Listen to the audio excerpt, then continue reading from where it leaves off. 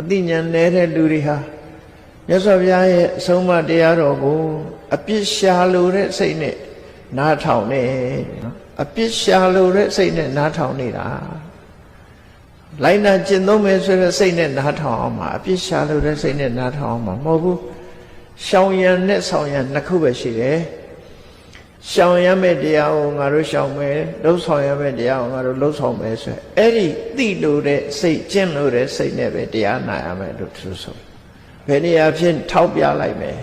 ဘယ်နေရာဘယ်လိုပြောတာထောက်ွက်ဆိုပြီးတော့အဲ့ဒီစိတ်နဲ့တရားနာနေတယ်တဲ့အဲ့လိုတရားနာမယ်ဆိုရင်မြေကြီးနဲ့ကောင်းကင်ဟာအလှမ်းဝေးသလိုတဲ့အဲ့ဒီပုဂ္ဂိုလ်မျိုးဟာသူတော်ကောင်းတရားတွေနဲ့အလှမ်းဝေးတယ်လို့သာမှတ်လိုက်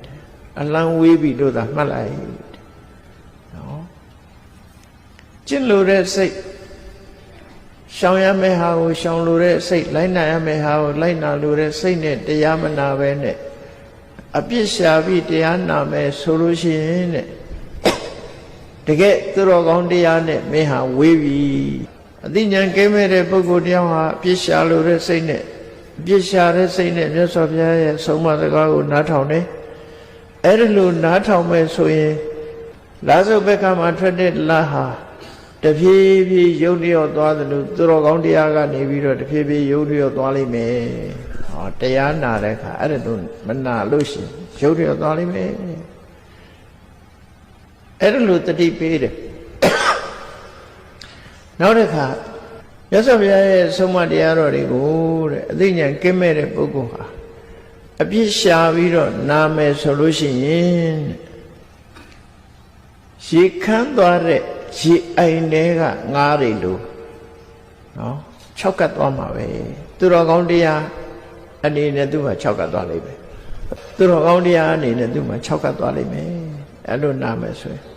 မြတ်စွာဘုရားရဲ့အဆုံးအမတရားတော်တွေကိုအပြစ်ရှာတဲ့အနေနဲ့ကြားနာမယ်ဆိုလို့ရှိရင်ပုတ်နေတဲ့မျိုးစေ့တစ်ခုကိုမြေကြီးပေါ်ချဆိုင်အဲ့ဒီမြေကြီးပေါ်ချဆိုင်လိုက်တဲ့မျိုးစေ့ဟာပုတ်နေတာဖြစ်သောကြောင့်အပင်မပေါက်တယ်လို့ပဲသူတော်ကောင်းတရားထဲမှာသူအပင်ပေါက်နိုင်စွာမရှိဘူးတရားဘလောက်လာနာဘာကုသိုလ်မှမရဘူးလို့ဆိုလို့တယ်နော်အပင်မပေါက်တဲ့မျိုးစေ့လိုဖြစ်သွားမယ်ပုတ်နေတဲ့မျိုးစေ့လိုဖြစ်သွားနိုင်တယ်အဲ့ဒါလိုဟောတာမြတ်စွာဘုရား